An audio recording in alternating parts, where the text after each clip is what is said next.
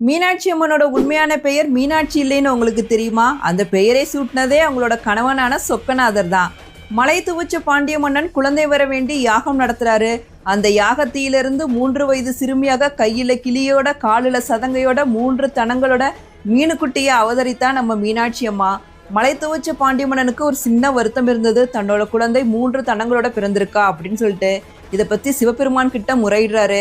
அப்ப சிவபெருமான் அசிரீரி குரல்ல பாண்டிய மன்னன் கிட்ட, பாண்டிய மன்னா கலங்காதே, உன்னுடைய மகளுக்கு தடாதகை அப்படிங்கிற பெயரை சூற்றி எல்லா கலைகளையும் கற்றுக் கொடுத்து ராணியாக முடிசூட்டு, அவளுக்கு ஏற்ற கணவனை அவள் பார்க்கும்போது அவளுடைய 3வது தனம் மறைந்து விடும் அப்படின்னு சொல்றாரு.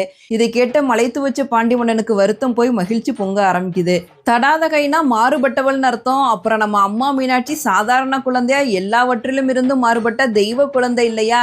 அதனாலதான் சொக்கன் அழகான பேரான தடாதகை பிராட்டியார மீனாட்சி அம்மனுக்கு சூட்டியிருக்காரு.